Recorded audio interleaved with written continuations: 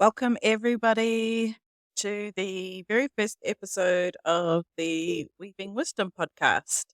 For those of you who don't know me, my name is Terina Ngawaka, and I am originally from Aotearoa, New Zealand, born in Tamaki Makaurau, Auckland, and raised in Rotorua. My family moved there when I was about 3 years old, and my parents bought the house right next door to my grandparents. So we had our own little marae, our own little gathering place, which was really awesome. It played as the whānau hub for, you know, all occasions. When I was 15 years old, I went to boarding school in Kirikiriroa, Hamilton. I started working at the Golden Arches in Rotorua. If you've ever been to Rotorua, the main McDonald's there in the middle of town. I started working there when I was 14 years old, which wasn't legal, and saved to attend that boarding school because my dad had gone there, one of my older brothers had gone there, and it ended up being that most of the younger siblings and I think just my eldest nephew went before it closed down. So I had to save to attend and pay for my tuition and uniforms and all the rest of it. And I really wanted to go, so that's what I did. I worked. It was a lot of fun too. We had a lot of cool people working there. I had my cousin working and living with me at the time. We were working together, but they were just some really, really cool people. It's a really cool community, to be real honest.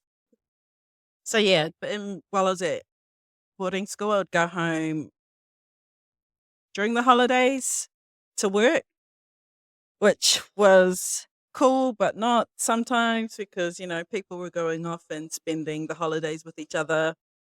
But it was cool too because people would come through Rotorua, friends and stuff, and stop in and say hello or spend some time, come and stay at the house. And when they were passing through to different, you know, other places.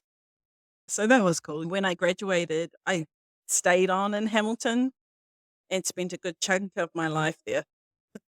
In 2009, I moved over to the Gold Coast with my cousin, and that's where I reside now, um, in the Ugamba Nation. I'm one of seven, five boys and two girls. I'm the eldest girl. I have four elder brothers and a younger sister and a younger brother. I am Maori, in case you didn't know. On dad's side, I am Ngāti Ngāti Rehua, and on my mum's side, I am Ngai Tamanihiri. From my great grandmothers, I'm also English, Irish, Scottish. I think there was like Norwegian in there. I did one of those DNA tests years ago and it got updated, and there was a whole bunch of other things in there as well. So, yeah, as much as I love and cherish my Māori culture, I also acknowledge my Pākehā culture as well. I think that's it. That's me. Really hard when you kind of try to talk about yourself and try really, really hard to try and think of things to say. But anyway, I currently work in the corporate world in the general insurance industry, where I've been since I moved here 16 years ago. Back home in Aotearoa, I worked for big corporations in insurance, starting off as a casual and part time while studying at Polytech and university, and eventually moving into full time. So yeah, I've been a part of the insurance industry for a very long time, very long time. I also dabble in the healing arts as a remedial massage therapist. That was something that I really wanted to do, but I never actually saw it as something like you would go and get a job for. I loved doing it, massaging people. So I went and, studied it. And yeah, I loved it. So I was doing that for a wee while, but then true to form, got a whiff of something else and I'd follow my nose on that as well. So remedial massage therapy coincide with coincided with the Māori body work that I do as well, or used to do. I don't do it as often these days. Sort of moved on onto other things. And I also weave taniko when I feel inspired. There's one on my rack at the moment that's been there coming up to a year. When I started it, I had this whole vision in place, and then two, I don't know for anybody else, 2024, just things started coming hard and fast. So it got put to the side and it's still there. And I still stare at it thinking, do I want to weave? No, not today. So yeah, I read Tiny Cool when I feel inspired. There was a moment there where I was inspired all the time and I was pumping out different weavings. But yeah, last year, not so much. See how it goes this year. I think that's it about me for the moment. So I wanted this episode to explain a bit more further and deeper about the podcast and how I came about it and the name and what I intend for it, and to just share a little bit more about my experience as well.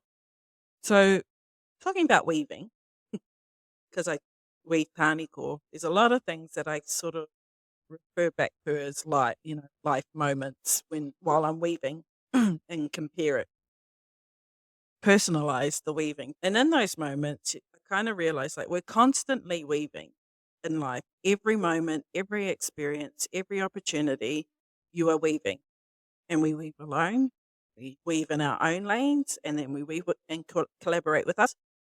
Um, our weavings tell us the grand story of our lives, the ups, and the downs, the twists and the turns, dark and the light moments, creating the most grand and intricate tapestries. We have moments where we can zoom out from our weavings and assess the bigger picture and ask those questions like, am I on track? Is this what I want to create? And you seek out help for those moments where you're unsure or needing to adjust or fix the path that you're on. But it also gives you moments to assess who you're weaving with. Who's in my life at the moment that I'm weaving with? Are they, well, are you contributing to others' weavings, their lives, in the best way possible? And are others' contributions doing the same? And what needs to happen if not? I love the zoom out moments where I can assess that and make sure that I'm contributing in the best way that I can and that others are doing the same. That reciprocation. It's a big word in my life, just being the person that I am. So all of these things contribute to our own weavings and in turn the greater weaving of the collective. Our contribution is actually contributing to the bigger picture. So parts may be really easy when I'm in flow with my weavings.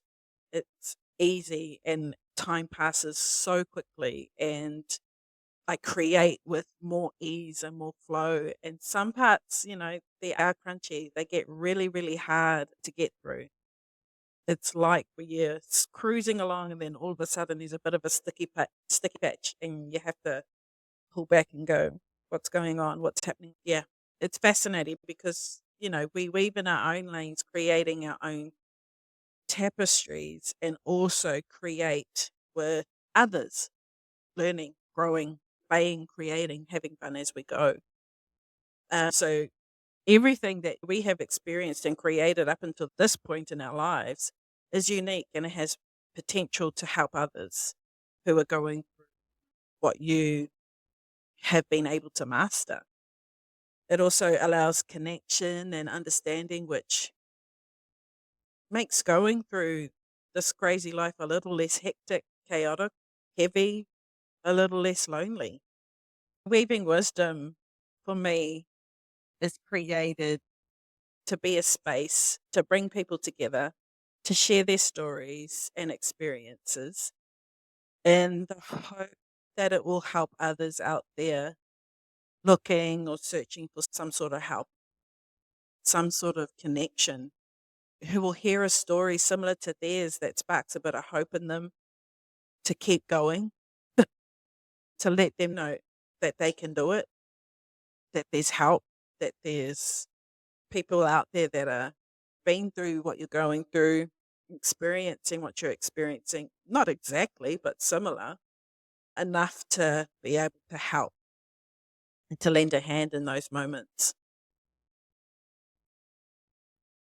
I've always been fascinated in stories and other people's stories and curious as to the stories that created the weavings that has contributed to who they are today. I've always loved hearing stories of my nan and my koro, my grandparents, my mum and my dad growing up. I mean, they were not all rainbows and glitter. Like when I got to the age of being able to understand and comprehend what went on in both my parents' life, but my grandparents, there was a lot of hard and dark moments, which made me kind of stop and think, what the heck is going on here? And to understand it was to ask the questions, the hard questions. And hard because if I take my mum, for example, she's one of the eldest in her family out of 13 siblings. I think she's number three.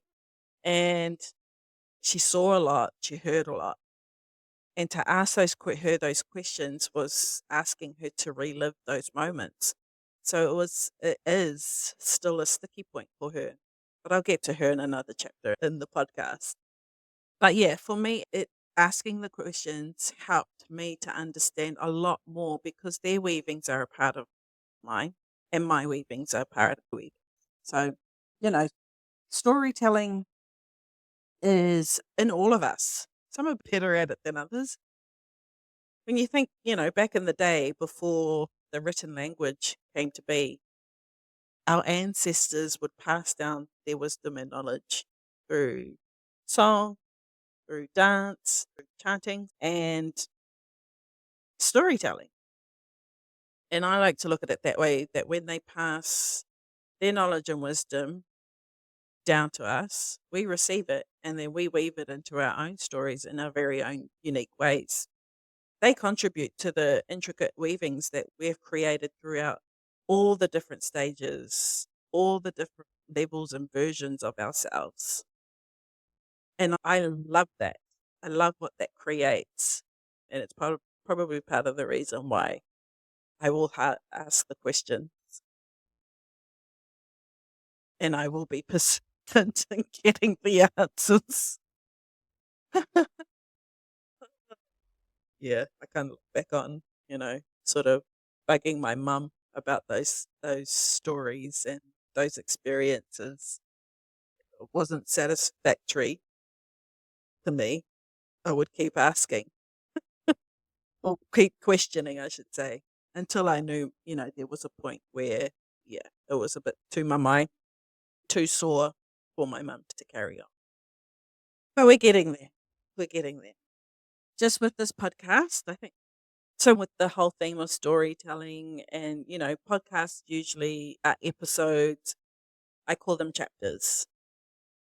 I just wanted to be a little bit different. But then again, it's like, well, we're storytelling. I'm storytelling. When I bring people on, we're storytelling. So when I refer to chapters, that's what I refer to as the different episodes of the podcast. So, you know, like I said, I get to jump on solo and share a part of my weavings and my story, the knowledge and wisdom passed down, and what I've learned myself along the way. But I also get to bring on fellow weavers, fellow storytellers on here, and yeah, so that they can share theirs in the hopes that we can help each other get through this thing called life, which is, a very fun roller coaster ride at times, and sometimes it's not. Oh, gosh. Okay. So, yeah. So that's a bit about the podcast and how it's come to be. This is the part where I get to contribute to the storytelling, to share a part of my weaving and my story, which is not easy for me. I'm very much a person who likes to sit in the background and observe. I'm pretty much a pro observer. You learn to pick up on different things that others don't. So it's a bit of a gift. I think it's a bit of a gift anyway. So yeah, when I sat down and started to ponder over what to share, it became a bit overwhelming because where to start, there's a lot. When you see somebody that you haven't seen in years and you're like, man, what's been going on? And it's like, same old, nothing much. But when you actually sit there and think about it, there's a shit ton that has happened in your life. We're just living it. So to us, it just is life, like nothing much, nothing exciting. So yeah, that was me sitting in that space going, man, I've got nothing to talk about. Why do I want to do a podcast? But that's another chapter. So you kind of start like, oh, okay, well, I'll start at the beginning. And I decided not to start at the beginning, but where I am now. And then if I start where I am now, then the stories and the people and the experiences that have contributed to this version of me will come out in like future episodes, future chapters of the podcast. So the title of this and what I've been sort of putting out there, which was crunchy for me, the title of this chapter used to be a super friggin' trigger for me, every part of it. So why not start with a super vulnerable chapter of, for your very first podcast episode chapter. Look at me. See? Anyway, moving on. In a couple of weeks, I turn 45, young, years young. I am single, never been married, and I don't have children, biological children. Plenty of nieces and nephews to fill that gap for the meantime. Years and years, I harbored so much shame and disappointment around that bio. Being single, the older I got, no children. It wasn't until maybe a few years ago that I began to flip the script on those limiting beliefs, because that's all they are, limiting beliefs, and really got to see myself for who I am, the zoom out moments. When you're going through all the different labels that have been assigned to you, who am I beyond that? And it's something that I ask my clients that I've worked with as well. Take away daughter, take away sister, take away auntie, take away cousin, take away friend, take away wife, who, whatever it is. Who am I beyond those labels and expectations? And then it was only just last year, 2024, that it really hit home. All of the pieces fell into place, which sent me off in another sort of direction, way of thinking, way of living, way of seeing myself. The expectations from all directions, especially church, especially family and society in general, they all created a story. They all created, this list, a picture of this is what the plan is. And according to that plan, this is where you're supposed to be, this stage in your life. At 30, you're meant to be doing this, doing that, having this and having that. And that created the marker for me. And I'm sure a lot of people that are experiencing this. And if it wasn't happening, then there must be something wrong with you. What are you doing wrong? You're doing something wrong. You're not doing it right. You know, all those sorts of, all that chitter chatter. And that's when I started questioning, like, oh, is there something wrong with me? And in that moment was whipping out this long bloody list of limiting beliefs, and that were as bloody big as the State Building. From a young age, I always thought that I would marry young and have babies in the house and the husband, the white picket fence. And as every year rolled by and there's no sign of it, that list, the enormous list of limiting beliefs, just became my truth. So take that and add the number of years that this didn't come to fruition, that this dream, this expectation, this is what the picture is, you should be here in your life, is how strong and solidified the beliefs became for me. And then, you can't leave out all the other life events that happened along the way too that contribute and help pack those truths. A massive, epically failed and hurtful relationship that spanned thousands and thousands of years. Well, not thousands of years, but it was too long. My attempted suicide. The sudden loss of my dad. Those were the big ones. See where I'm going here? You got all these things going on here, but then, it's life. Life carries on. So you're picking up all these other things that just add to what's already there and solidifies, and that's just but that becomes your truth because there's nothing else that tells you otherwise. Um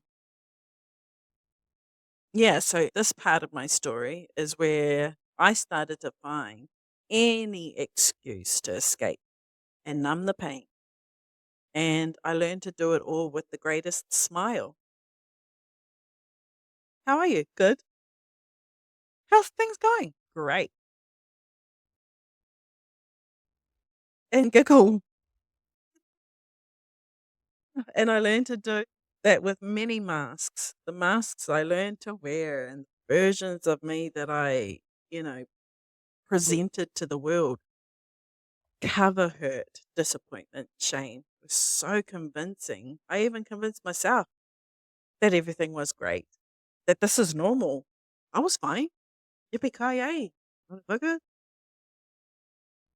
That's how much I believe everything that was going on. See, just talking to me, right? I'm like, what the hell, Glenn? But at some point, I realized nothing was great. Nothing was fine. And I needed help. The healing journey I've been on has been rough and exhausting and at times very scary. Peeling back all of the layers, addressing the list from now, the, the limiting beliefs, and really going through it all to get to this version of me. The version who can talk about these things that were shameful and disappointing without any emotional charge behind it. Talking about these experiences and I don't feel anything about it. It doesn't get me down. I don't feel disappointed, I feel shameful about it. But to get to that point took a lot of work. It's taking a lot of work. There's still things to work on. There's still things that I'm working through, and that's okay. So I realized during my time in the observer's seat when I would zoom out from everything that even though plenty of opportunities came knocking at my door, they were not the opportunities for me. They were not the best opportunities that would best benefit me and my life. When you zoom out and see the bigger picture of things, it makes a lot more sense and you can see the structure and plan and why things happened the way they did and the outcomes of those events. I also, all of the parts that I played, the way or how I exercised my agency, what I chose in different scenarios that led me to where I am today, too. Like being able to really sit there and go, what part have I played in all of this?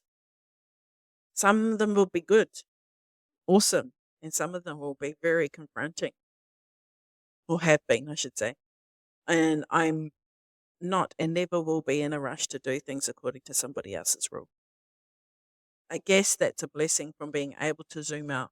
Sometimes it takes a conscious decision to zoom out things because you're so engrossed in what's going in here right in front of your face. Making the conscious decision to move, to zoom out, to reassess what's going on gives you a little bit more insight into what's happening, what the universe, God, whatever you refer to, is doing in order to help you, and what others are doing in order to help you. And if it's the total opposite, then that's the trigger to be like, okay, I need to make some changes here. And that's what I've done. I've made massive, huge decisions and changes in my life that have, sort of come with moments that I've had to really work through, breathe through, be still, because it just requires me to sit in it. So turning 45, it's just a number. I've always known that. Your age is just a number. Age ain't nothing but a number. In fact, it's a celebration of how many laps or levels I've achieved when it could have easily been far less at one stage. I always celebrate, somebody's birthday by the amount of levels they've cleared and walking into the next level. Being single,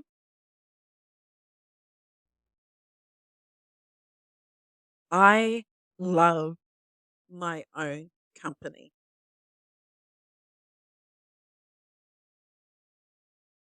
I have always been the social butterfly, but that comes from a whole different story as well. Um, and it's something that I've learned over a long time. I could take myself out to a cafe and have breakfast or brunch or whatever by myself. That was no issue. I could go to the movies by myself. That was no issue at all. There's a lot of things that I could do by myself, but to actually sit with yourself, especially on a healing journey, is big stuff. I love my independence, but with the healing I've gone through, I know that there is space, and I celebrate that. And what I mean by that, there is space for opportunities to come in, for a person to come in, for other people to come in, new connections to come in, for projects to come in. There is space because I have cleared a shit ton out. And now the celebration is welcoming in those new things that are waiting for me. So that's exciting. There's a whole lot of things about being single that I love. Yeah, sure. You always want what you don't have, but that's what I mean too. Is like there's space, and I will have my moments. I will get to experience those moments. There's no doubt in my mind about that. So being single, turning 45, it's not doomsday. It's living by my own rule book. I have come to know myself a lot more intimately, the light and the dark, especially the dark, especially the dark. And I love it. I love that side of me. The light I've always known. She's not a stranger to me. Darkness though, ooh, yeah, not a place you want to go unless you're ready. But I love it. And I know some people might look at me and go, "What? This chick is great." But I can't explain it. There's no words. There's actually no words. Yeah, it's pretty special. I'm pretty special. But at the end of it all, I love this version of me. I have seen and I have experienced a lot in my 44 years, both good and bad, and I wouldn't change it because then I wouldn't be who I am today. There's still heaps that I'm working on, and there will always be things that I'm working on, and that's okay because it means there's growth. If you're not growing, you're stagnant, and that's not me. I don't like to be stagnant. But all of it's taken a lot of hard work, and I've gone through a lot of processes. I've done a lot of healing and work on myself, changed and rewritten a lot of rules to get to this point. I've created practices and have the tools to be able to move myself through things that become crunchy. If I don't, then I find out how to get them. I seek out people, I seek out practices to help me get through what I'm experiencing. I do have some pretty epic people in my life that I can count on 100%. Different circles that I call on for different things. Depending on what I'm going through, depends on who I will call on. And that's really something important that I express to a lot of people that I work with. It's so important to have a team of people or different pockets of people that can hold you in those different moments that you're going through. Because not everybody can and not everybody will. And there will be a lot of people that think they can and they can't. And that's okay. Like that's nothing to do with them, you know. And I've found through trial and error my people that can hold me in the different spaces that I tend to go into. What's next is part of my journey is to help and guide others who are going through the same or similar situations through one-on-one work. Eventually it'll get to group work, which is it's actually really not where I thought I was headed this year in 2025. But I'm working with it for the moment, seeing where it guides me. So if you're interested, stay tuned. We're still working on things. I thought I was a patient person, and I can be, but just this whole experience alone has taught me that I have a whole ton of patience when it comes to other people. But when it comes to myself, I am the most patient person in the world. And I know a lot of people can resonate with that because they express it to me as well. So, yeah, it's another thing that I'm learning to be patient with myself, where I want to be and where I want to go. I want it to happen like yesterday. But no, as I've moved through my processes and experiences, that it just doesn't happen that way. Mm, so, yeah, we're still learning to be a bit patient. This leads me into a favorite quote of mine: nothing changes, if nothing changes. And that's been an absolute driving force for me to create the experiences I desire in my life. It also has created those moments to be able to zoom out and reassess and ask myself, is there anything I am creating that needs to change? And what can I do to make those changes? It creates a space for self reflection. And I need to do that more often than I do. So yeah, nothing changes if nothing changes. It's a good little check-in, a good little moment to pivot or carry on. Thank you for being here for the first episode of the Weaving Wisdom podcast. Let me know if something resonated with you or stood out for you. I'd love to know. Make sure you tune in for the next chapter.